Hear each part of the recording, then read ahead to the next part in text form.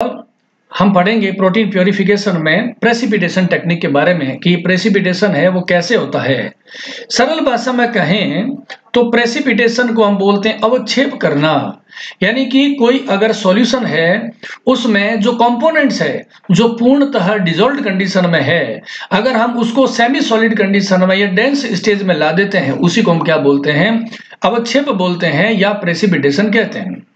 तो यहां पर हमें देखना है कि जब हम प्रोटीन का आइसोलेशन कर लेते हैं तो उसमें जो प्रोटीन है उसको हम प्योर कैसे करेंगे, प्रेसिपिटेशन से। तो फर्स्ट टेक्निक क्या है, प्रेसिपिटेशन टेक्निक है। The precipitation reduce the complexity and the concentrated proteins. देखिए इसमें करना क्या होता है उसको हम समझते हैं। सबसे पहले देखिए यहां पर मैं बना देता हूं एक सिंप्लीफाइड डायग्राम। ये हम मान लेते हैं कि एक बीकर है और इस बीकर में हमने क्या भरा हुआ है, एक ऐसा सॉल्यूशन जिसमें प्रोटीन एज ए कंपोनेंट्स है। यहां पर ये आप देखेंगे प्रोटीन के डिफरेंट कंपोनेंट्स हैं और ये जो प्रोटीन मॉलिक्यूल्स है इसमें सॉल्युबल कंडीशन के अंदर है। इसको हमें प्रेसिपिटेट बनाना है तो हम क्या करें, इसमें हम मिला देते हैं किसी सॉल्ट को मिला देते हैं। सॉल्ट का मतलब जैसे हमने कहा अमोनियम सल्फेट उसको हम मिला देते हैं। तो अमोनियम सल्फेट को जब मिलाएंगे तो क्या होगा, ये प्रोटीन इस बीकर में नीचे पेंदे में बॉटम की तरफ अवक्षेप के रूप में प्रेसिपिटेट हो जाएगा। अब बात ये आती है कि सॉल्ट मिलाने से प्रोटीन का प्रेसिपिटेशन कैसे होता है, इसकी मैकेनिज्म को आपको समझना है। तो यहाँ पे आप दो कंडीशन के बारे में समझेंगे। पहला, जब प्रोटीन के सॉल्यूशन में हमने कम मात्रा में हमने सॉल्ट को मिलाया है, यानी कि जब सॉल्ट की लो कॉन्सेंट्रेशन हो तो प्रेसिपिटेशन पर क्या इफेक्ट आएगा। साथ ही हम ये समझेंगे धीरे धीरे हम जैसे जैसे इस सॉल्ट की कॉन्सेंट्रेशन बढ़ाते जाते हैं इस प्रोटीन के सॉल्यूशन में, तो इसकी सॉल्युबिलिटी पे और प्रेसिपिटेशन पे क्या इफेक्ट आता है उसको हमें समझना है। देखिए सबसे पहली कंडीशन यहां पर आप स्लाइड में देख पाएंगे, दो टर्म मैंने लिखी है, salting in and the salting out. And what is the mean of the salting इन?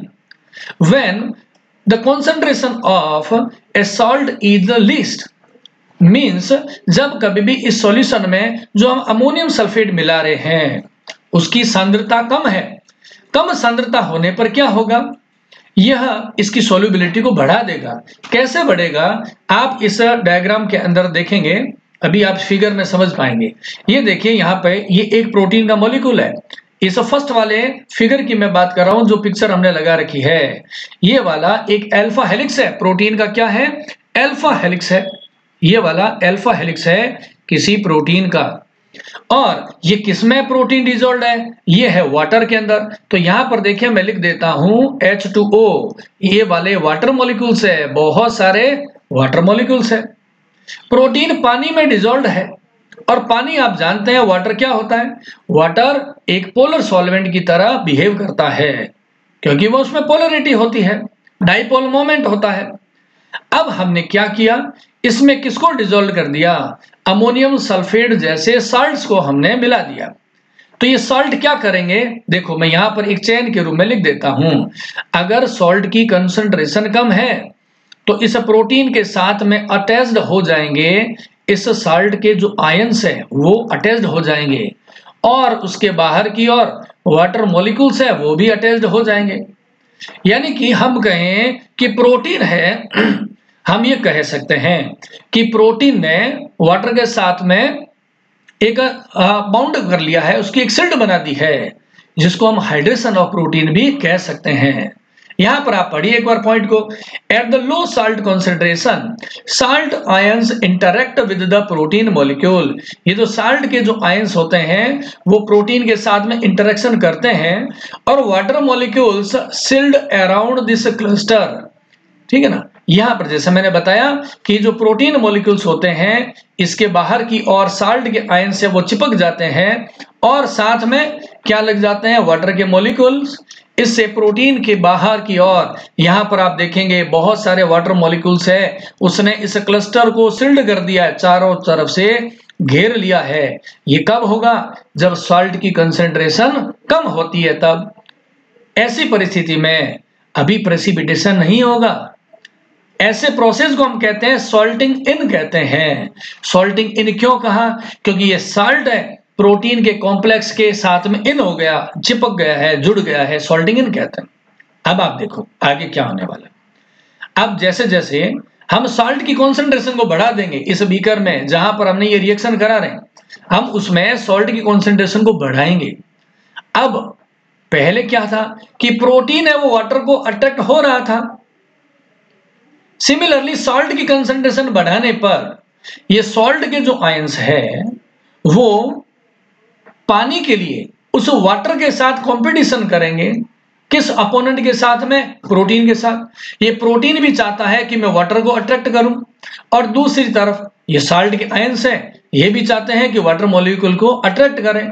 तो टारगेट साइट तो हो गया वाटर का मॉलिक्यूल, और उसको अट्रैक्ट करने वाली होगी दो एंटाइटी, एक तरफ प्रोटीन और एक तरफ सॉल्ट। अब जब हमने सॉल्ट की कॉन्सेंट्रेशन को बढ़ा दिया तो ये सॉल्ट क्या करेंगे?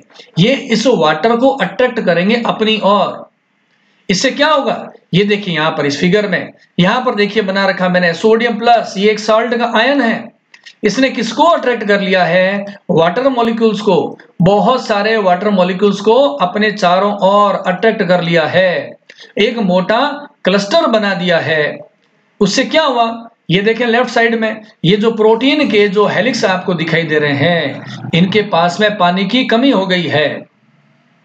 पानी की कमी होगी, डिहाइड्रेशन हो गया है प्रोटीन का।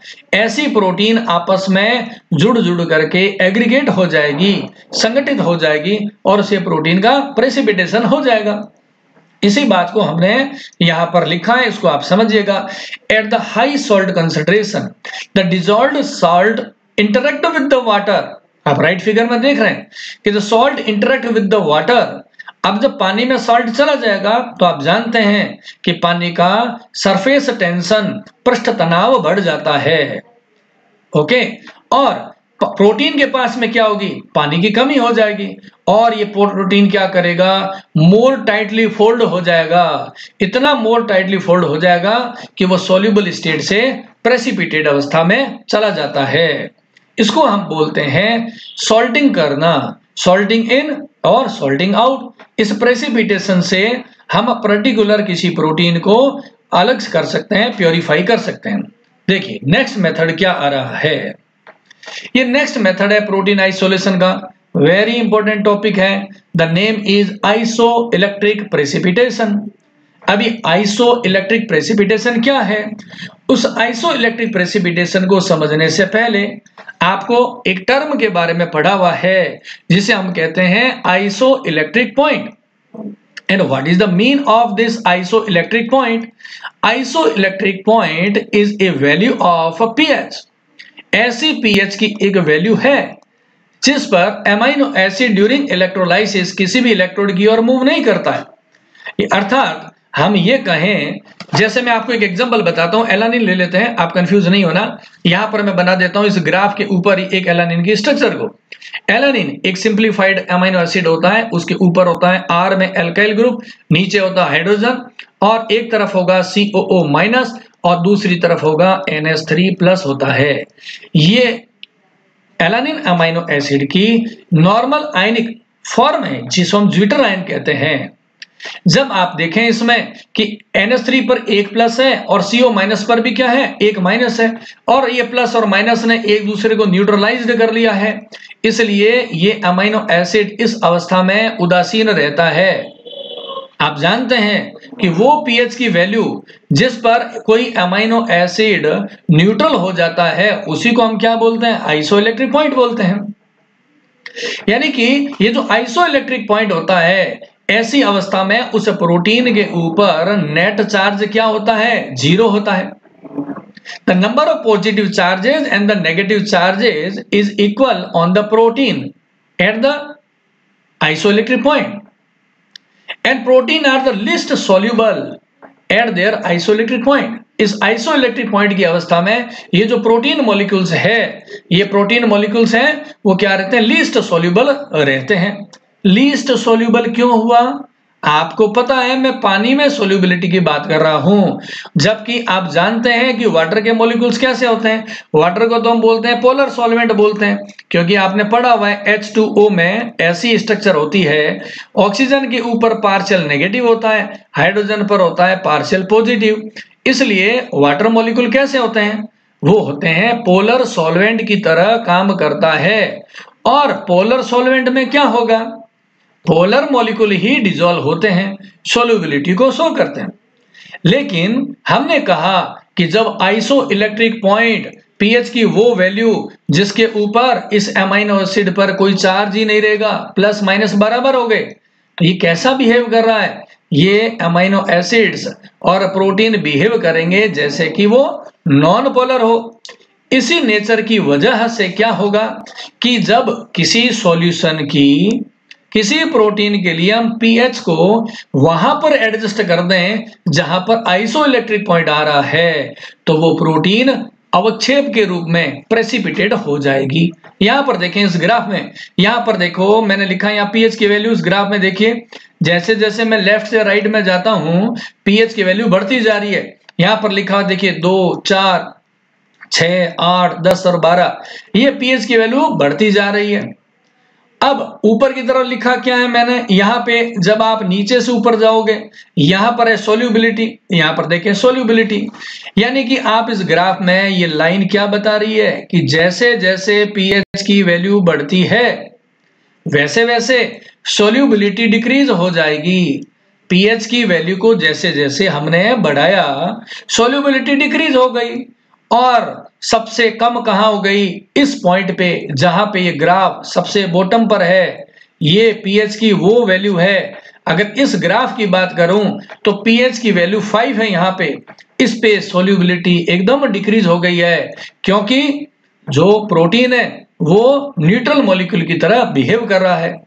अब हम इससे और ज्यादा पीएच को बढ़ाएंगे तो आप जानते हैं पीएच की वैल्यू को चेंज करते हैं तो प्रोटीन में प्रोटोनेशन या डीप्रोटोनेशन होता है, वो अगेन आयनिक फॉर्म में आ जाता है, और वैसे वैसे इसकी सोल्यूबिलिटी बढ़ती जाती है। यानी किसी भी प्रोटीन की जो आइसो इलेक्ट्रिक जो पॉइंट होता है उस आइसो इलेक्ट्रिक पॉइंट से कम पीएच पे सोल्यूबिलिटी ज्यादा होगी, और आइसो इलेक्ट्रिक पॉइंट से ज्यादा पीएच पर भी क्या होगा, सोल्यूबिलिटी हाई होगी, और उस पर्टिकुलर आइसो इलेक्ट्रिक पॉइंट पे क्या होगा, प्रेसिपिटेशन हो जाएगा, सोल्यूबिलिटी डिक्रीज हो जाएगी। इसका रीजन सिंपल सा है कि at the isoelectric point the proteins show the neutral nature because the total of the positive charges and the negative charges will be equal. चलिए अभी हम नेक्स्ट पॉइंट की बात करते हैं, ये है organic solvent of precipitation. Which kind of the organic solvents can be used for the precipitation in the protein molecules? आपने डीएनए बारकोडिंग में, डीएनए आइसोलेशन में और डीएनए फिंगरप्रिंटिंग में एक विशेष केमिकल के बारे में सुना हुआ है जिसको हम बोलते हैं इथाइल अल्कोहल C2H5OH, और again second molecule is the acetone which is CH3CO and the CH3। ये दोनों क्या है, ये ऑर्गेनिक सॉल्वेंट्स होते हैं, और जब टेम्परेचर हम लो कर देते हैं, टेम्परेचर को लो कर देते हैं तो ये प्रोटीन का प्रेसिपिटेशन कर देते हैं। ये प्रोटीन का प्रेसिपिटेशन कैसे कर देते हैं, उसके लिए एक सिंपल सी बात है। देखो जब कभी भी प्रोटीन मॉलिक्यूल्स होते हैं, आप जानते हैं प्रोटीन में पॉलीपेप्टाइड चेन्स क्या होती है, हाइड्रोजन बॉन्ड्स से स्टेबलाइज्ड रहती है, हाइड्रोजन बॉन्ड्स उससे स्टेबिलिटी देता है। ये आपने पढ़ा हुआ है कि protein molecules in the alpha helix when A polypeptide chain coiled around an imaginary axis, that alpha helix stabilized by the various the number of hydrogen bonds between carbonyl oxygen and amide hydrogen। ये क्या करेंगे, ये ethanol और ये acetone ये hydrogen bonds को तोड़ देंगे। इथेनॉल और एसीटोन क्या होते हैं, वाटर के कंपैरिजन में लेस पोलर होते हैं, पानी ज्यादा पोलर होता है। आप देखेंगे वाटर मॉलिक्यूल है, वाटर मॉलिक्यूल की पोलैरिटी है वो इथाइल अल्कोहल से ज्यादा होती है, जबकि एसीटोन में भी वही बात है, वाटर मॉलिक्यूल की जो पोलैरिटी है वो एसीटोन से ज्यादा होती है।